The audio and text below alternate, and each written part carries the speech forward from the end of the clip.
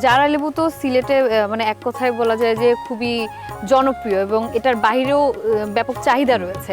তো এখান থেকে যেই ফসলটা আবাদ হচ্ছে মানে এটা রপ্তানি যে আপনারা করছেন, তো এটার চিত্রটা আসলে কেমন?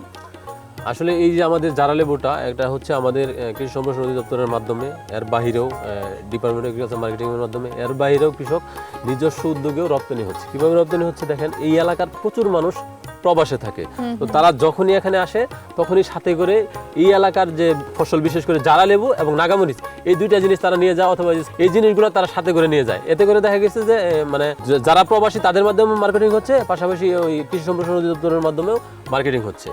তো এতে দেখা গেছে যে মার্কেটিং এর যে সীমাবদ্ধতা, আমরা অনেক সময় বলি যে একটা ফসল আবাদ করলে মার্কেটিং এর সীমাবদ্ধতার কারণে কৃষক পরবর্তীতে আগ্রহ হারিয়ে ফেলে। আমাদের জৈন্তাপুর উপজেলার ক্ষেত্রে সেই ঘটনা কিন্তু ঘটতেছে না। আর আরেকটা বিষয় হলো, সেটা হলো যে আমাদের যে পণ্যটা রপ্তানি করবে, রপ্তানির ক্ষেত্রে কিছু ক্রাইটেরিয়া ইদানিং বিদেশিরা ফিক্সড করে দিয়েছে। সেটা হলো যে আমার এটা কীটনাশক মুক্ত হতে হবে। তো কীটনাশক মুক্ত উপায়ে আমাদের এই জারা লেবু উৎপাদন করার জন্য কৃষকদেরকে আমরা গ্যাপ, গুড এগ্রিকালচার প্র্যাকটিস, সেই বিষয়টা আমাদের পার্টনার প্রকল্পের আওতায় তাদেরকে আমরা প্রশিক্ষণ দিয়েছি।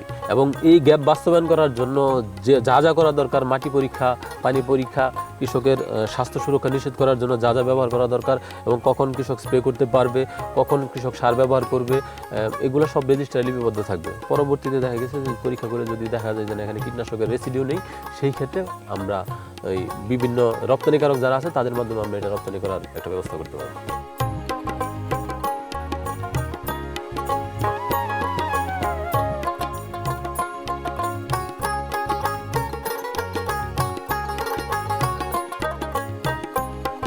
কাকা, এটা তো ছোটখাটো একটা পাহাড়ও বলা যায় আর কি, নিচ থেকে শুরু করে আপনি এই পর্যন্ত গাছ লাগিয়েছেন। এখানে আবার দেখছি ফাঁকা, এবং মনে হচ্ছে দেখে যে পাহাড় ধসে গেছে বৃষ্টিতে বা যেভাবেই হোক।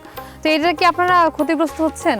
জি না, ক্ষতিগ্রস্ত হই নাই, তবে এখানে নতুন বাগান লাগাইমু, নতুন বাগান ওই জায়গায় লাগাইমু। আচ্ছা, মানে এখানে আবার নতুন করে করবেন বাগান? নতুন করে করবো। তো এটা কি কোনো ক্ষতিগ্রস্ত হইছে না? আচ্ছা, কেন মাটিটা কোদাল দিয়া করিয়া আবার। আচ্ছা, মানে এটা নিজেরাই করেছেন তাই তো, যাতে পানিটা ভালোভাবে নিষ্কাশন হয়, যাতে আটকে না, এর জন্য মনে করো এটা ড্রেন আছে, ড্রেনের যে পানি। তো সব মিলে যদি বলি যে আপনার বাৎসরিক কেমন লাভ থাকে এই জারা লেবু বিক্রি করে? গত বছর যে পরিমাণ ফলন আইছে, যথেষ্ট পরিমাণ লাভ কেন কইছি। এই বছর মনে করো বছরের খরায় ফসলটা মনে করো অনেক কম, আমার কম নাই, প্রায় দেশে কম। আচ্ছা আচ্ছা, এখনো আবার যদি হয় আনসিজনে ফলটা আছে, তাহলে আমরা খাবার দিতে পারব অন্য অন্য বছরে। আশা করা যায় এই ফলটা মনে করো যেহেতু 12 মাসি ফসলটা, সিজনে যদি সে মাইট দেয়, আনসিজনে ফসলটা বাড়িবার ভালো দাম পাবেন বলে আশা করছেন? বাড়িবার আশা আছে আমরা।